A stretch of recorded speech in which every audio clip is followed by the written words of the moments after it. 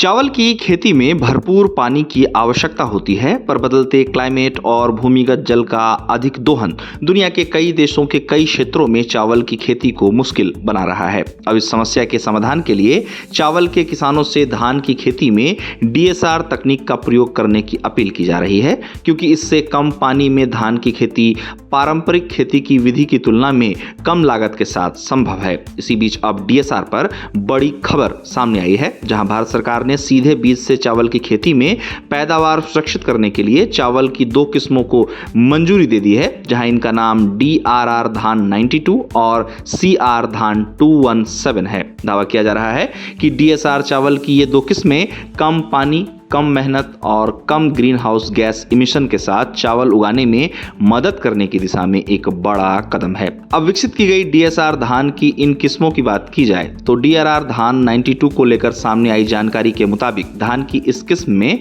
फसल लगने, stress tolerance, paste और बीमारी से लड़ने की क्षमता तथा अनाज की क्वालिटी के गुण मौजूद हैं। ये धान नेशनल ट्रायल में सीधे बीज वाली कंडीशन में 5.8 टन प्रति हेक्टेयर की उपज देने में सफल रही, जो पॉपुलर वैरायटी MTU 1010 से लगभग 18% ज्यादा है और इसकी पैदावार ट्रांसप्लांटेड कंडीशन में 5.74 टन प्रति हेक्टेयर दर्ज की गई है। आपको बता दें कि इस वैरायटी की पहचान all India coordinated research project on rice के जरिए नॉर्थ ईस्ट इंडिया में रिलीज के लिए की गई है। वहीं बात अगर डीएसआर सिस्टम के लिए पहचान की गई चावल की दूसरी किस्म CR धान 217 की करें तो इस धान ने नेशनल ट्रायल्स में 5.9 टन प्रति हेक्टेयर और भारत के पूर्वी क्षेत्र के अच्छी कंडीशन में 8.7 टन प्रति हेक्टेयर की उपज दी है। उम्मीद की जा रही है कि पहचान की गई डीएसआर सिस्टम के लिए चावल की ये 2 किस्में चावल की खेती में पानी की बचत के साथ ही अच्छी उपज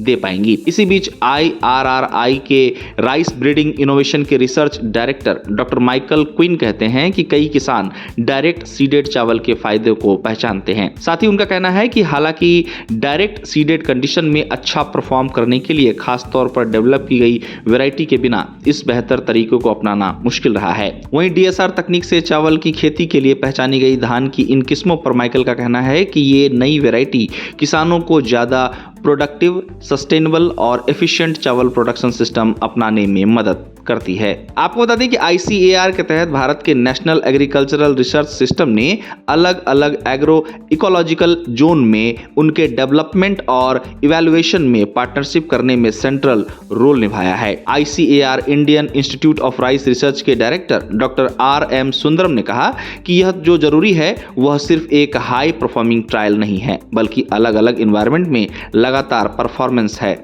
आपको बता दें कि DRR धान 92 और CR धान 217 को 3 साल की नेशनल टेस्टिंग के बाद रिलीज के लिए चुना गया, जो डायरेक्ट सीडेड प्रोडक्शन सिस्टम के लिए खास चावल की वैरायटी के डेवलपमेंट में एक बड़ी तरक्की को दिखाता है। आपको बता दें कि DRR धान 92 को ICAR और IRRI पार्टनरशिप के तहत भारत के बायोटेक्नोलॉजी डिपार्टमेंट की मदद से डेवलप किया गया था, जबकि CR धान 217 को एशियन डेवलपमेंट बैंक मनीला और फिनलैंड सरकार से फाइनेंशियल मदद से डेवलप किया गया था। बताया जा रहा है कि भारत सरकार से फॉर्मल नोटिफिकेशन के बाद अब इन 2 वैरायटी के रिलीज होने की उम्मीद है और यह ऐसे समय में हो रहा है जब ग्राउंड वाटर की कमी, लेबर की कमी और अनियमित बारिश चावल उगाने के तरीके को बदल रही है। गौरतलब है कि भारत के पंजाब और हरियाणा जैसे राज्यों में अंडरग्राउंड वाटर लेवल काफी नीचे चला गया है, जिससे इन राज्यों में धान की खेती पर खतरा मंडरा रहा है। पंजाब और हरियाणा सरकार की कोशिश किसानों का रुख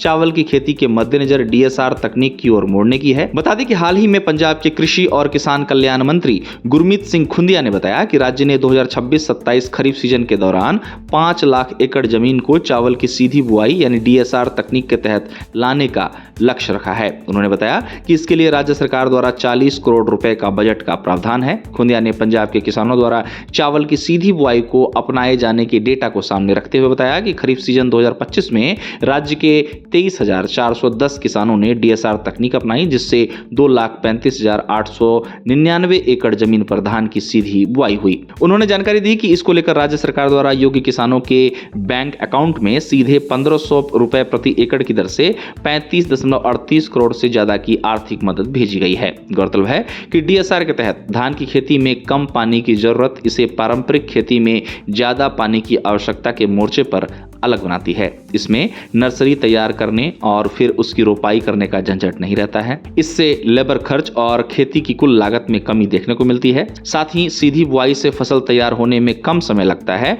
जो इसकी एक और खासियत बताई जाती है।